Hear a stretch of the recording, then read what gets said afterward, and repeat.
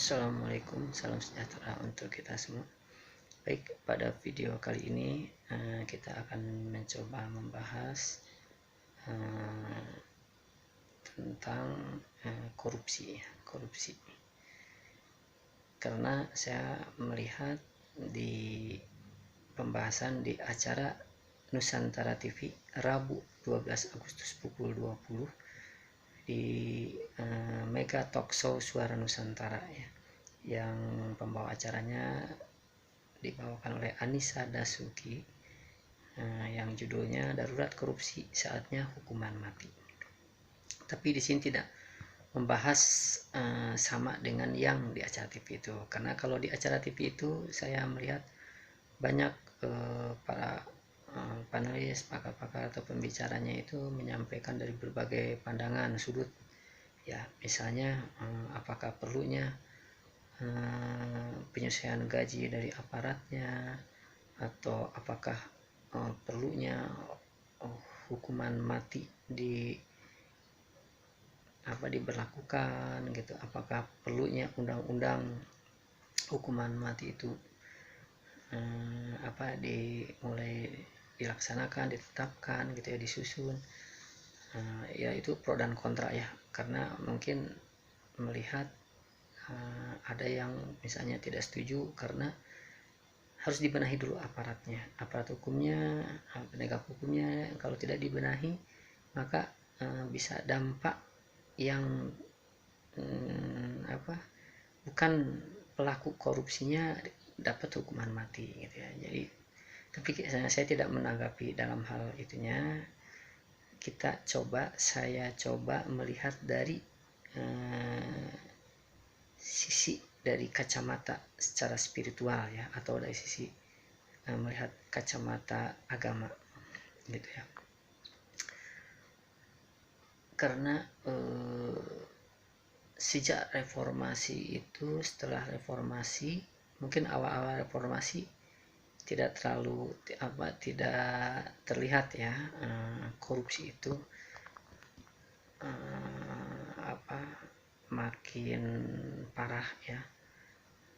Tapi setelah mungkin 5 tahun atau 10 tahun korupsi itu makin menggila di negara kita dibanding sebelum reformasi ya 98. Nah, saya sangat prihatin gitu. Saya tidak tahu apakah separah itukah gitu ya, nurani kerusakan mental, nurani perasaan masyarakat Indonesia, pemimpin-pemimpinnya Indonesia gitu ya. Sangat menyedihkan.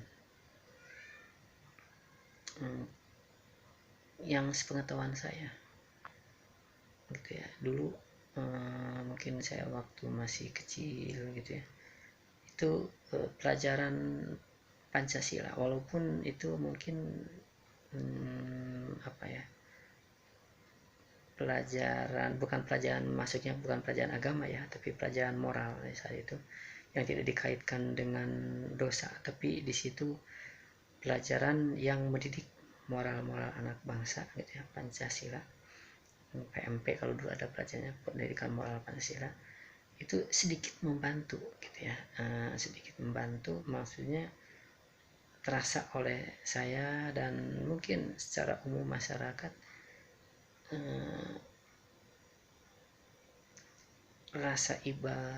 rasa toleransi perasaan gitu sesama itu lebih tinggi dibanding saat ini gitu ya. Kalau saat ini saya sangat prihatin, apalagi kalau kita melihat TikTok atau YouTube gitu ya, video-video yang di-share masyarakat, bahkan antar masyarakat baik pengguna jalan atau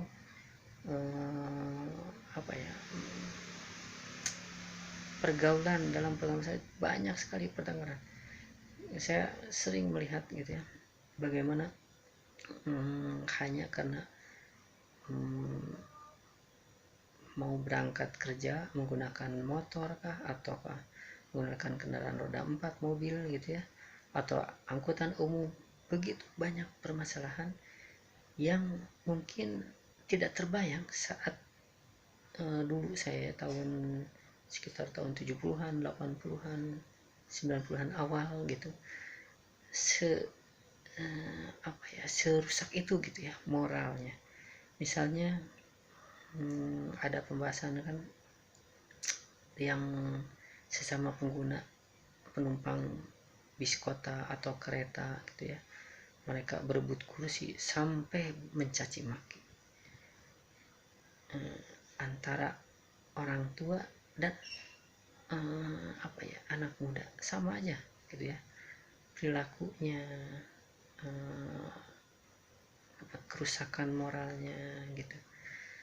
Terus antara motor dengan motor gesekan sampai terjadi pertengkaran, perkelahian di jalan raya, antara motor dengan kendaraan sampai saling merusak, antara aparat pengguna jalan dan masyarakat juga begitu ya.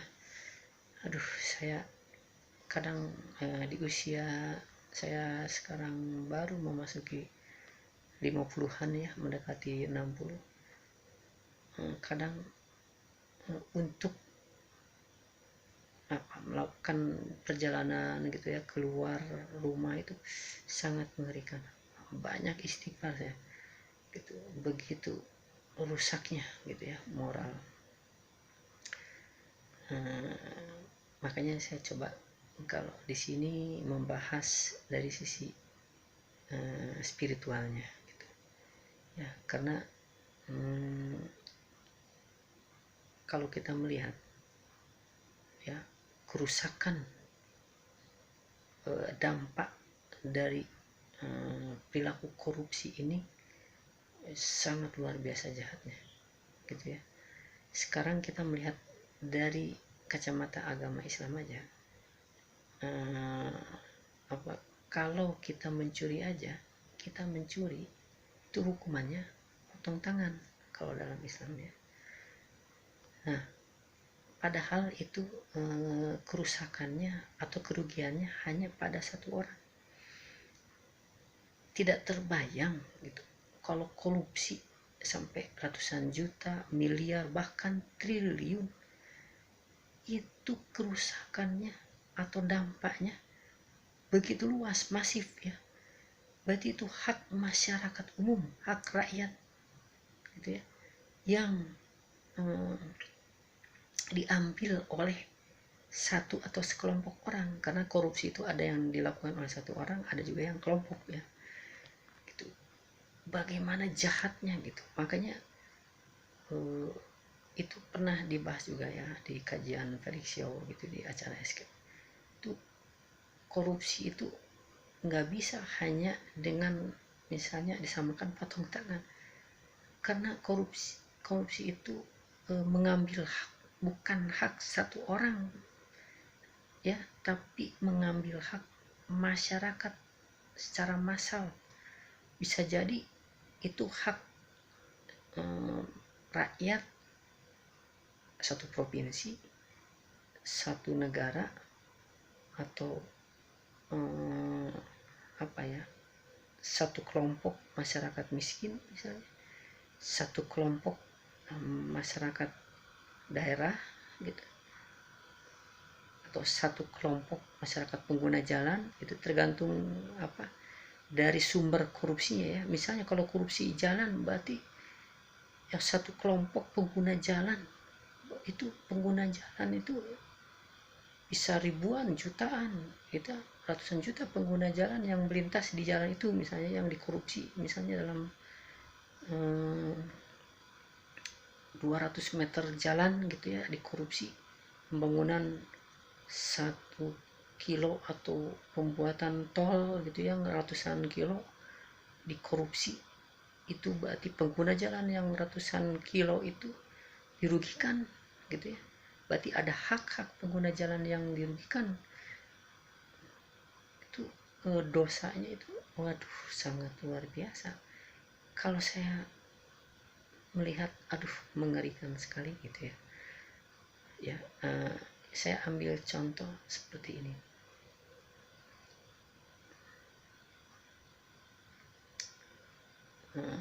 Banyak ya sekarang itu mungkin orang tidak terlalu banyak mencoba ya mentafakuri, memikirkan gitu. Secara finansial mungkin dari hasil korupsi itu kalau dihitung seharusnya bisa untuk kemakmuran keluarga, bukan satu angkatan satu turunan, tapi bisa jadi 7 turunan ya, kalau dilihat dari angka ratusan juta, miliar, bahkan triliun gitu ya. Tetapi kenyataannya kenapa sekarang banyak masyarakat yang rusak? Ya bisa jadi karena banyaknya korupsi yang massal gitu. Dampak korupsi itu pada keluarga mengerikan. Makanya Allah menyampaikan, janganlah anggota keluargamu diberi nafkah hasil korupsi, karena hasil korupsi itu akan mengalir pada darah-darah mereka, istri kita, keluarga, anak-anak kita gitu ya. Kenapa bisa mengotori itu bahasa atau dampaknya itu bukan hanya misalnya kotor kita uangkan uang haram, bukan, tapi dampak dari makanan korupsi itu yang mulai dari darah tadi bisa merusak moral, perilaku gitu ya, perilaku moral dari istri, anak-anak kita. Makanya kita harus tepos kiro ya, kalau anak-anak kita narkoba ya, anak-anak kita tidak mau sekolah, malas ya, jadi pelaku kejahatan, itu harus dipertanyakan dari mana gitu ya,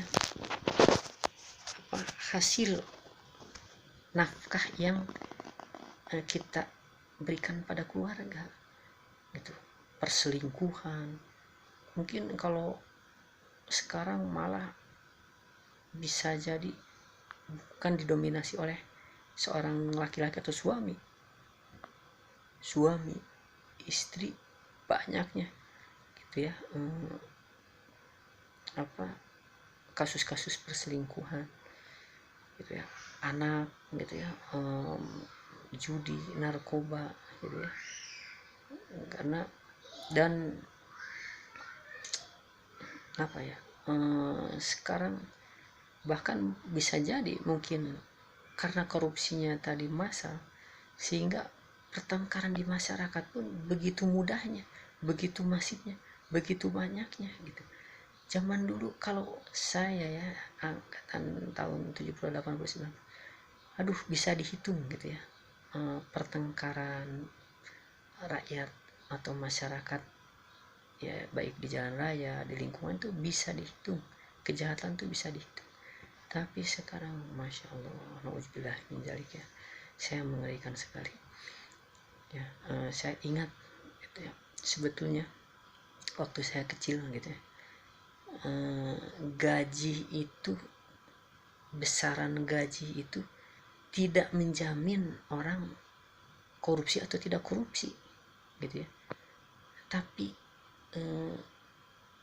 rasa takut pada Allah minimal, kalaupun misalnya kita belum sampai ada rasa takut kita pada Allah ya, tapi kita minimal kita prihatin atau kita rasa malu atau kita tidak tega perasaan gitu ya mengambil hak orang lain, itu sudah baik.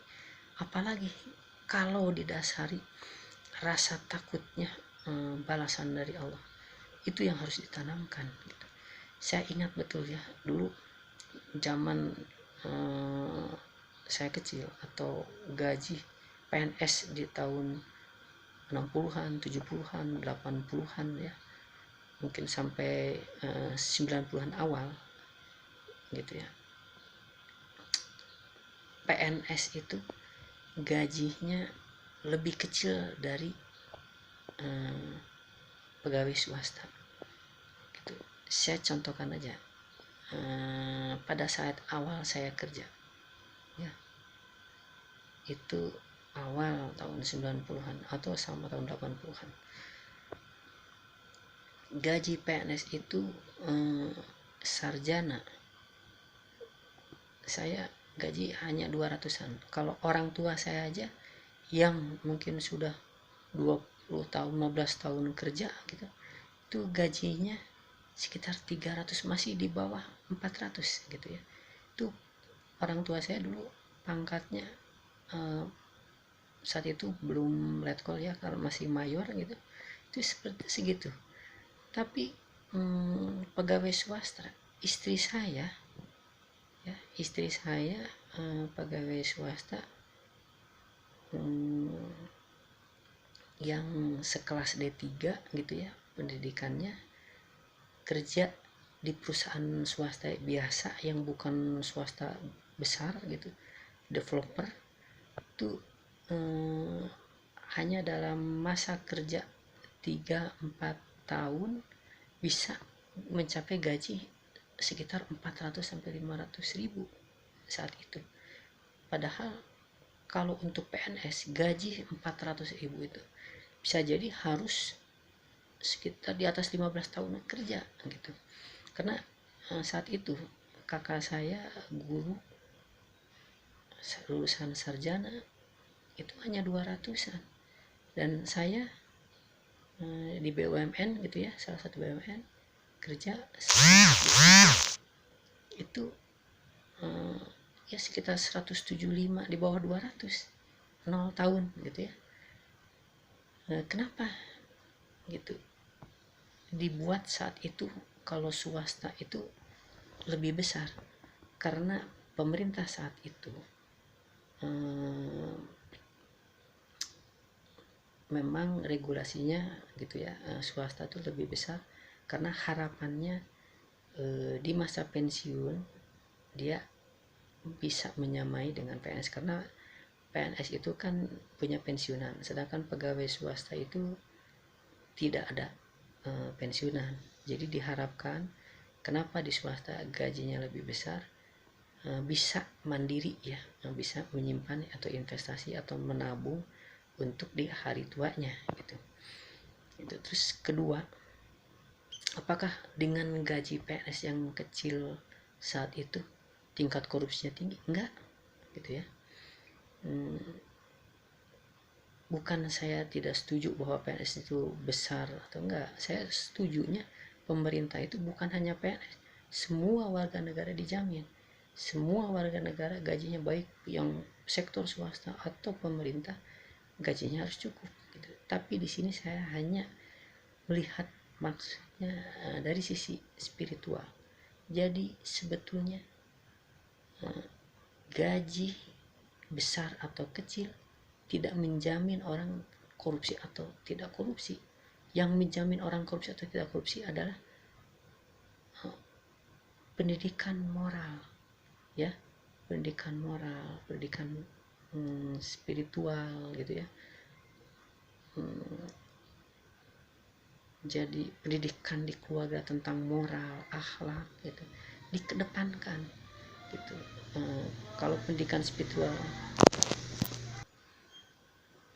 pendidikan spiritual, yang tadi saya sampaikan, saya ingat betul dulu orang tua selalu menanamkan bahwa kita harus mencari rezeki yang bersih, yang berkah ya, supaya turunan kita, keluarga kita dijaga oleh Allah gitu ya. Karena hukumullah akan terjadi jika kita melakukan perbuatan yang melanggar hukum, norma, agama gitu ya. Karena korupsi itu sama dengan mencuri, berarti melanggar hukum agama, norma, negara gitu ya. Gitu ya. Itu. Dan saya ingat waktu, karena saya keluarga besar ya, tahun 80-an itu anak-anak semua masih pada sekolah. Saya keluarga 9 gitu, bersaudara, semua masih angkatan sekolah, gaji saat itu 200.000. Memang pemerintah saat itu biaya pendidikan kalau untuk pendidikan di sekolah negeri tidak terlalu berat, tapi kalau untuk orang tua dengan jumlah anak yang 9 ya termasuk berat juga gitu ya. Tapi tetap orang tua menanamkan kejujuran gitu ya. Sampai saya ingat karena orang tua saya waktu itu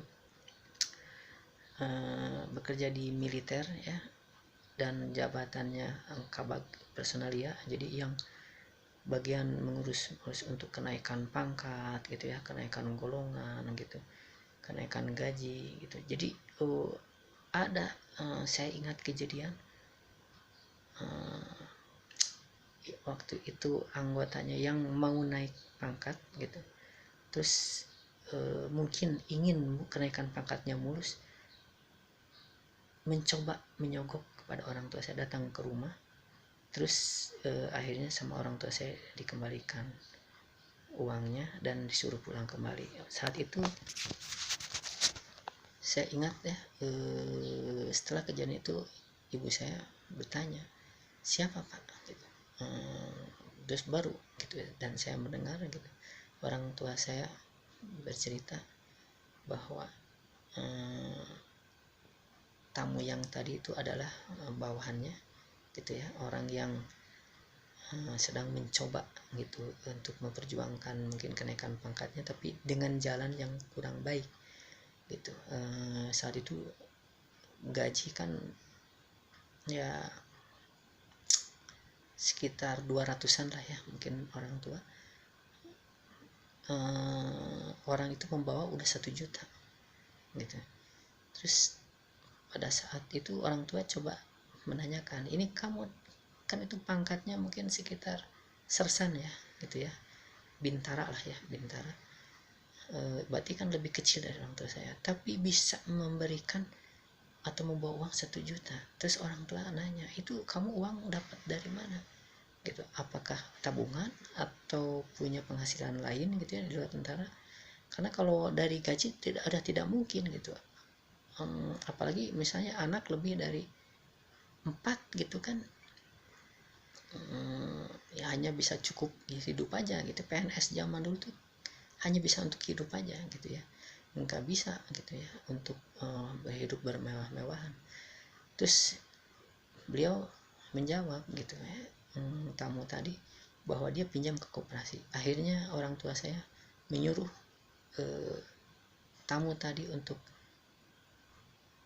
kembali segera pulang dan kembalikan uang itu kepada koperasi. Dan orang tua menyampaikan, kalau kalian atau Anda sudah layak untuk naik pangkat, akan saya perjuangkan untuk naik pangkat. Itu tidak perlu dengan memberikan seperti itu.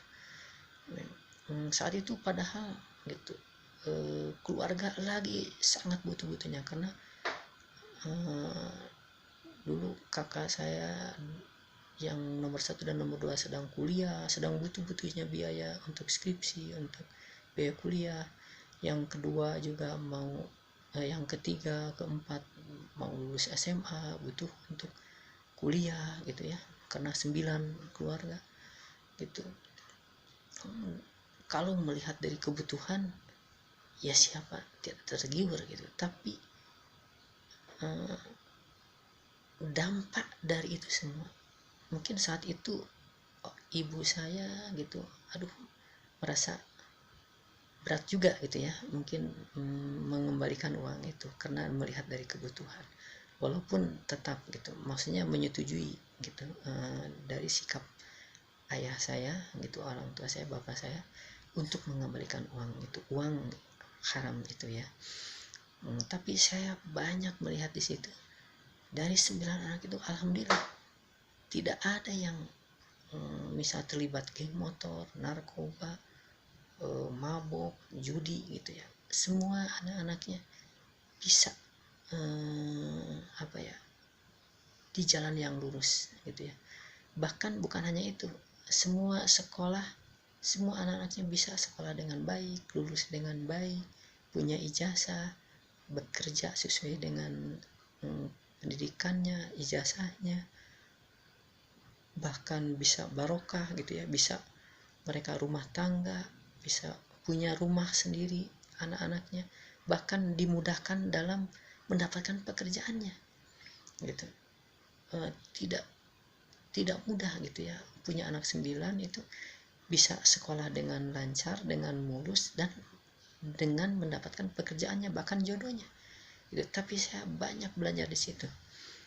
Kalau harta yang barokah, yang ya, kalau harta yang berkah, ternyata subhanallah dampaknya gitu. Walaupun saat itu kita makan 1 telur untuk 3 orang gitu, 2 telur untuk 3 telur untuk 9 orang, mungkin banyak nasinya dan kecapnya, banyak nasi dan garamnya dibanding lauk pauknya, tapi anak-anaknya sehat secara secara mungkin ilmu kedokteran atau ilmu kesehatan tidak masuk akal, tapi itu kenyataan gitu ya, bahwa anak-anaknya bisa tumbuh kembang normal, bisa menamatkan pendidikannya sarjana semua, bisa mendapatkan pekerjaannya dengan mudah ya, dan bisa berkeluarga gitu ya, bisa punya cucu ya, semua dengan mudah ya. Karena saya melihat bukan karena gaji besar, bukan tabungannya besar, tapi jiwanya yang besar, rasa takutnya sama Allah yang besar gitu ya. Banyak gitu di pemerintahan banyak keputusan ya, aparat atau pemerintah sekarang itu penyesuaian pada gaji PNS. Tapi kenapa gitu, korupsinya makin masif dan makin besar ya. Memang kalau saya lihat, kalau mentalnya atau agamanya tidak diperbaiki ya, maka ya korupsinya pasti lebih besar. Karena kalau gaji dulu 200.000, maka kita korupsi 1 juta udah besar. Tapi sekarang gaji PNS itu bisa sampai 10 juta ya, dengan tunjangan-tunjangan gitu ya. Karena saya lihat misalnya guru gajinya memang sekitar 3-4 juta, tapi karena ada tunjangan lain-lain bisa mencapai, karena ada tunjangan profesi gitu ya, yang misalnya pemberian 3 bulan itu jadi bisa mencapai mendekati 10 juta. Tapi akhirnya korupsinya lebih besar gitu. PNS apalagi yang punya jabatan bisa di atas 10 juta, nggak mungkin kalau kita gaji 5 juta atau 10 juta kita korupsi 1 juta, pasti korupsinya juga lebih besar gitu. Tapi di sini maaf ya, saya bukan tidak setuju penyesuaian gaji atau bukan, tapi bahwa pentingnya penanaman pendidikan akhlak moral di keluarga ya, dan di lembaga gitu, pendidikan agama, pendidikan spiritual agama apapun ya, itu di tempat-tempat kajian agama spiritual ditanamkanlah bagaimana dampak korupsi itu bukan hanya pada negara tapi kepada pribadi dan keluarganya, itu rusak gitu ya. Itu mengerikan sekali gitu. Jadi kalau saya melihat dari kajian dari kacamata spiritual, maka sebetulnya bisa jadi gaji besar atau disesuaikan pun tidak akan menjadi berkurangnya angka koruptor ya, tapi seharusnya yang ditanamkan adalah pendidikan agamanya, pendidikan spiritualnya, pendidikan moral ya, baik di tingkat dasar, pendidikan menengah sampai perguruan tinggi. Seharusnya itu selalu diingatkan di keluarga. Saya ingat dulu selalu itu orang tua saya itu begitu sering menyampaikan tentang perlunya gitu ya, ditanamkannya moral yang baik, akhlak yang baik gitu ya, bukan untuk hanya kepentingan dunia, tapi untuk akhirat gitu. Jadi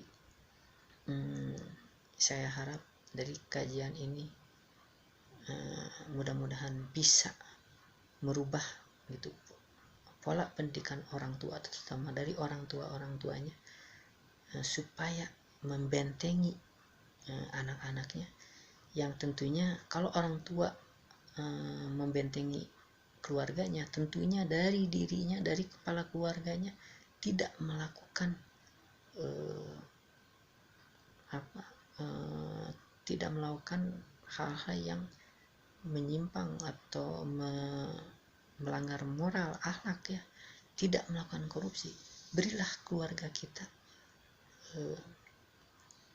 harta atau rezeki yang bersih, karena dari rezeki yang bersih itu subhanallah kita akan diberi keluarga yang sehat, keluarga yang maju, keluarga yang bertanggung jawab, yang bermoral, berakhlak, dan insya Allah akan selalu dilindungi oleh Allah Subhanahu wa Ta'ala. Yang dampak luasnya mungkin jangan tidak sampai merusak banyak moral masyarakat, sehingga tidak terjadi pertengkaran antar masyarakat ya, baik masyarakat yang rendah kelas, masyarakat dari berbagai golongan gitu ya. Tidak banyaknya kerusakan moral baik di jalan, di lingkungan sendiri, di lingkungan rumah, keluarga, sampai negara gitu. Diharapkan dari video ini gitu saya ya berharap gitu ya, ada perubahan untuk bangsa ini gitu. Karena kalau dilihat tadi yang saya sampaikan di acara Nusantara TV itu ya, semua saling berbatahan karena bingung gitu, bingung dari mana dulu, apakah aturan hukumannya dulu, apakah aparatnya dulu dibersihkan, apakah gajinya dulu yang disesuaikan gitu ya. Tapi korupsi udah begitu masifnya gitu ya. Tapi saya coba gitu memberikan solusi ya, kita seorang mencoba dari mulai pendidikan keluarga ya, berilah anak-anak kita rezeki yang bersih, yang berkah ya, yang diharapkan menjadikan anak-anak kita tumbuh jadi manusia yang bermoral baik ya, berakhlak baik, punya rasa malu, punya rasa takut sama Tuhan, sama Allah Subhanahu wa Ta'ala ya. Demikian kami sampaikan. Wassalamualaikum warahmatullahi wabarakatuh.